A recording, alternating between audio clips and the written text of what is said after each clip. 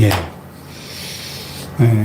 하나님의 위대하심을 찬양하고 있습니다. 1절에 보면은 여호와는 위대하시니 Great is the Lord. 성경 보면 하나님은 위대하신 분이십니다. 할렐루야. 그분이 만드신 우주 만물만 바라봐도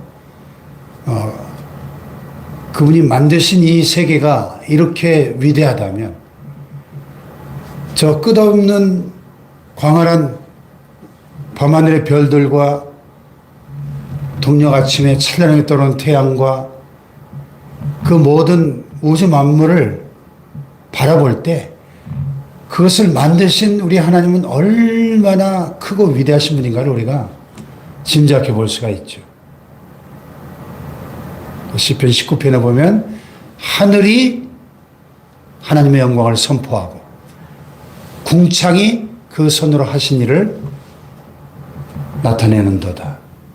밤은 밤에게 말하고 날은 날에게 전하니 언어가 없고 들리는 소리도 없으나 그 소리가 땅끝까지 통하는도다 그랬어요. 할렐루야. 예. 로마서 1장에 사도 바울도 창세로부터 그의 보이지 아니하는 것들 곧 그의 영원하신 능력과 신성이 그 만드신 만물에 분명히 보여 알게 되었나니 그러므로 그들이 핑계하지 못할지라 그랬습니다. 할렐루야.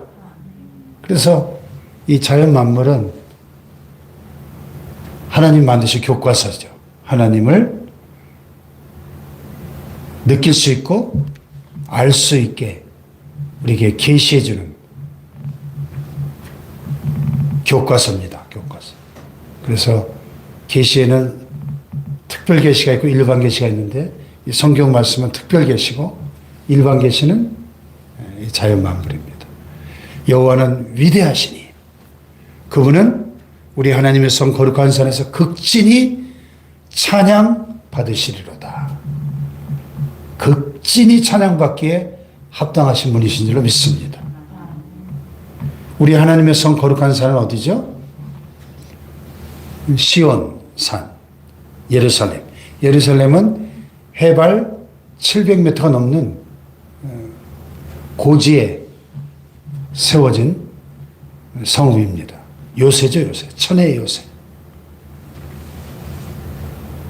근데 우리가 예루살렘 가봤지만 뭐 사실 이 세계 예루살렘보다 크고 웅장한 도시나 성읍은 얼마든지 있죠. 그런데 위대하신 하나님이 계신 곳이기에 그 시온산은 예루살렘은 높고 거룩한 것입니다. 왜? 그곳에서 하나님이 찬양을 받으시고 예배를 받으시는 곳이기 때문에 하나님이 선택하신 것이기 때문에 할렐루야. 네.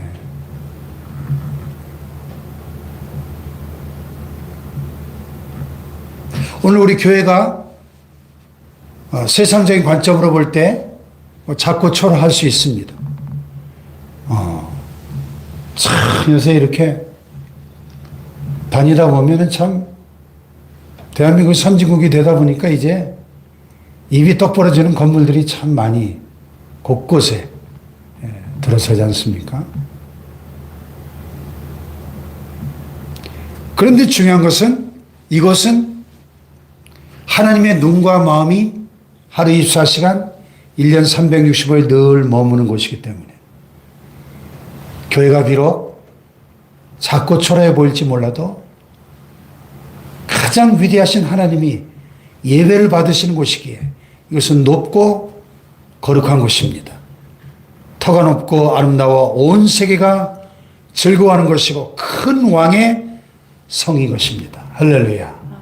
이게 교회의 본질이에요. 그래서 우리 성도들에게는 이 거룩한 프라이드가 필요해요. 자부심이 있어야 되는 거죠. 온 우주 만물을 창조하신 주인이신 그 하나님이 이곳에서 높임을 받으시고 찬양을 받으시고 예배 받으시는 이것이 가장 거룩하고 위대한 것임을 우리는 확신하며 살아가야 될 줄로 믿습니다. 할렐루야. 예.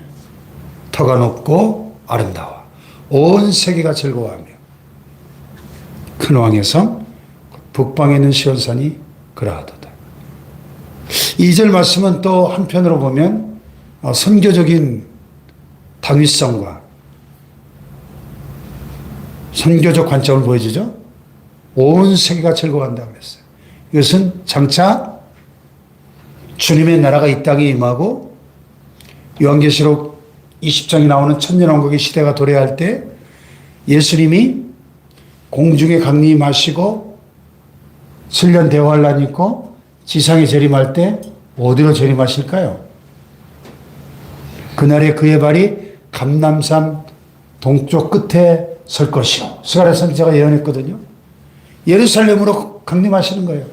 예루살렘을 천년왕국의 캐피털 시티, 수도로 삼고 온 세계를 우리 예수님께서 직접 통치하시는 나라가 되는 것입니다. 할렐루야. 그래서 온 세계가 즐거워하는 거예요. 터가 높고 아름다워 온 세계가 즐거워하며 큰 왕의 성, 곧 북방에 있는 시온산이 그러하도다. 그랬어요. 할렐루야. 선교적 관점, 종말론적 관점을 보여주는 말씀이죠. 2절이. 또 이스라엘 역사 속에 아시리아, 아수르 제국이 18만 5천 명의 대군을 이끌고 유다 나라를 쳐들어왔을 때 이제 나라가 멸망당하기 직전에 풍전등화와 같은 절체절명의 위기 가운데 히스기야가 하나님 앞에 금식하고 기도하며 베옷을 무릅쓰고 하나님의 성전에서 부르짖을 때 하나님께서 히스기야의 기도를 들으시고 하나님의 천사를 보내셔가지고 18만 5천 대군을 다 쳐서 한 명도 빠짐없이 18만 5천 대군이 다 그 다음날 아침에 일어나 보니까 송장이 되어 있었어요. 그 사건 때문에 전 세계를 호령하던 아시리아 제국이 멸망을 당하죠. 할렐루야. 그 얘기입니다. 하나님 그 여러 국 중에서 자기를 요소로 알리셨다. 왕들이 모여서 함께 지나갔으며 그들이 보고 놀라고 두려워 빨리 지나갔다. 거기서 떨림이 그들을 사로잡으니 고통이 해산하는 여인의 고통 같다. 이 세계 역사 속에서 하나님이 친히 개입하셔서 이방 나라들을 심판하신 그 사건을 지금 묘사하고 있고 그것이 여러 고고학적 발굴을 통해서 입증이 됐죠. 이 아수르의 사네립 왕이 이 유다 나라를 침공했다가 패배하고 군대가 전멸당하고 그래서 그 일 때문에 아수르 제국이 멸망당할 수밖에 없었다는 것이 입증이 되었습니다. 예. 주의 심판으로 말미암아 시온산은 기뻐하고 유다의 딸들은 즐거워할지어다. 할렐루야. 왜 심판을 기뻐해요? 주의 심판은 원수들에게는 심판이여 저주지만 하나님의 백성들에게는 구원의 큰 기적의 역사거든요. 할렐루야. 주의 심판으로 말미암아. 그래서 시온산은 기뻐하고 유다의 딸들은 즐거워할지어다. 이렇게 외치고 있는 거죠.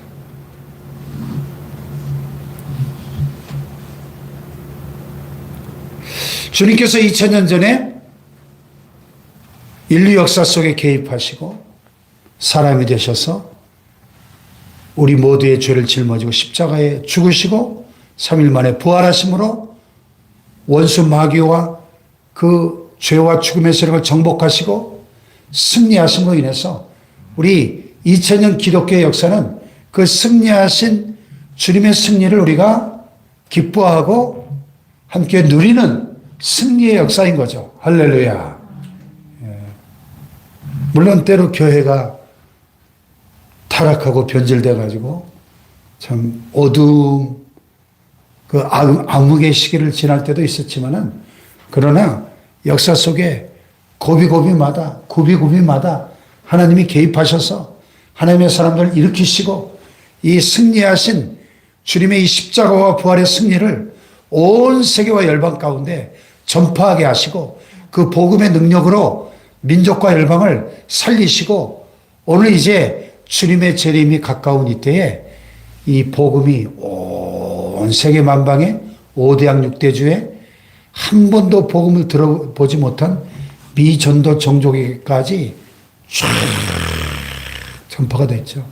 그래서 마태복음 24장에 예수님께서 세상 끝에 가장 분명하고 확실한 징조가 이 세계 복음화라고 말씀하셨죠. 이 천국 복음이 모든 민족에게 증거되기 위하여 온 세상에 전파되리니 그제야 끝이 오리라 그랬거든요.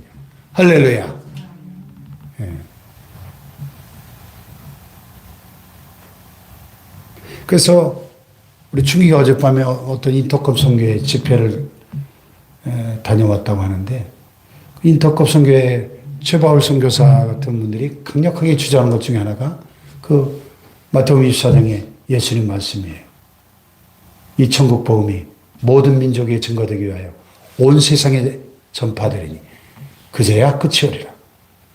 그래서 이 미전도 종족이 지구상에 1만 5천 종족 정도 됐었는데 선교사님들의 그 헌신적인 노력으로 지금은 복음을 한 번도 들어보지 못한 이 미전도 종족이 전 세계 한 500종족 정도밖에 안 남았대요. 그러니까 이 복음을 한 번도 들어보지 못한 이 500여 미전도 종족에게 복음이 들어가면 세상이 끝이 오는 거예요. 예수님 오시는 거죠.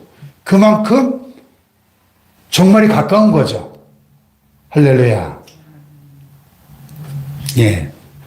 그래서 우리는 그 주님의 승리를 기뻐하고 즐거워하며 그 십자가 부활의 승리를 누리는 승리의 사람들인 것이죠. 할렐루야. 예. 그래서 이 하나님의 위대하심과 그분의 구원과 그 역사 속에 개입하시고 우리를 건지시는 그 주님의 그 승리를 하나님이여 주의 이름과 같이 찬송도 땅 끝까지 미쳤으며 주의 오른손에는 정의가 충만하였나이다. 이렇게 하나님을 찬양할 수밖에 없는 것이죠. 할렐루야. 그래서 이 시편 기자가 9절에 보면 하나님의 우리가 주의 전 가운데서 주의 인자하심을 생각하였나이다. 하나님의 성전에서 하나님을 예배하면서 그 하나님의 인자하심, 헤세드죠, 헤세드. 예, 이 구약 성경의 가장 중요한 키워드 하나가 헤세드예요, 헤세드. 그래서 제가 신학교에 35년 전에 신학교에 입학하자마자 제일 먼저 샀던 성경 주석 전집이 헤세드입니다. 헤세드. 이 주의 인자하심. 근데 이 헤세드라는 단어는 막 여러 단어로 번역이 됐어요. 하나님의 은혜, 사랑, 긍휼, 자비. 그런데 뭐 어떤 한 단어로 설명할 수 없는 깊은 단어인데요. 주의 인자하심. 그래서 영어 성경에는 이 인자하심을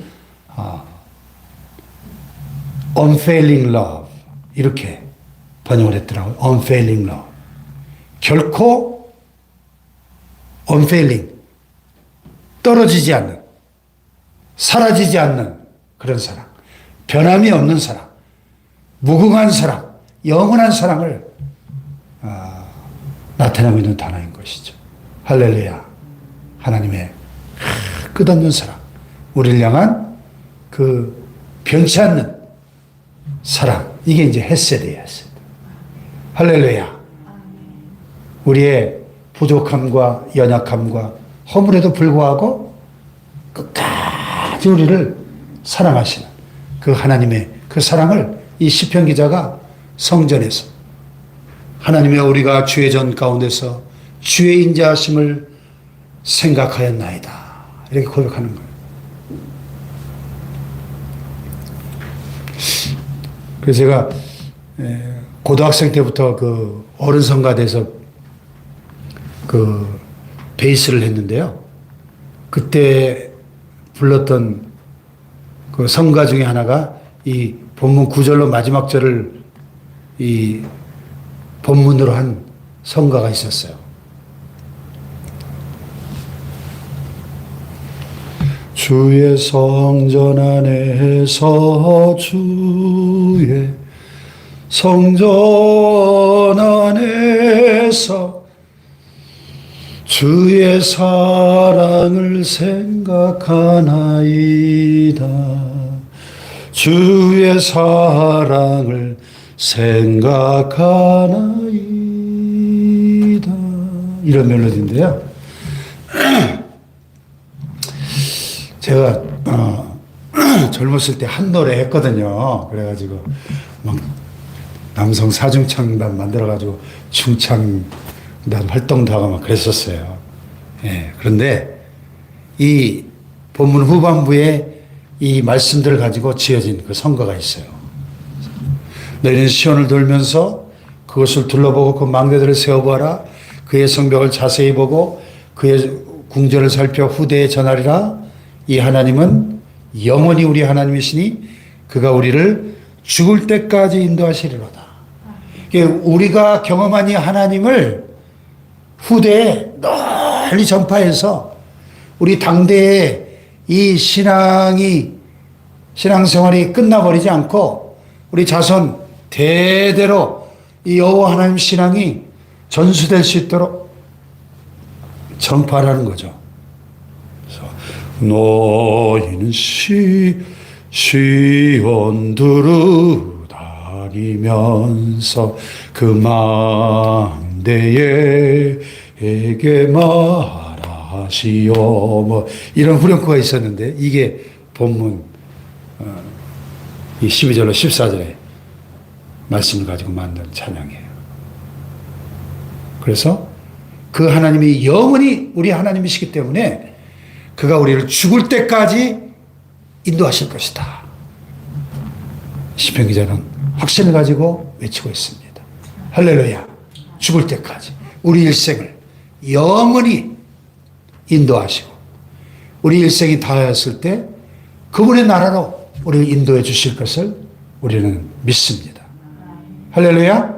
그 위대하신 하나님, 사랑의 하나님, 그 능력의 하나님, 심판하신 하나님, 정의가 충만하신 그 하나님, 하나님의 백성들을 반드시 구원하시고 건지시고 도우시는 그 위대하신 하나님이 우리의 하나님이시라는 사실이 이 얼마나 다행스러운 일인가요? 네. 부처님이 공자가 소크라테스가 마호메트가 우리 하나님이라고 우리가 그렇게 착각하고 고백하고 있다면 얼마나 불행한 일이에요. 그러나 여호와 하나님, 이스라엘의 하나님, 만군의 여호와, 천지 만물을 창조하신 이 성경 속에 그 하나님이 오늘 우리의 하나님이 되신다는 사실이 얼마나 다행스럽고 축복된 사실인지 몰라요. 할렐루야. 대한민국이 그래도 많은 하나님의 백성들이 그 하나님을 나의 하나님으로, 우리 하나님으로 고백하며 그분을 찬양하고 예배하는 나라가 됐다는 것이 얼마나 감사한 일입니까?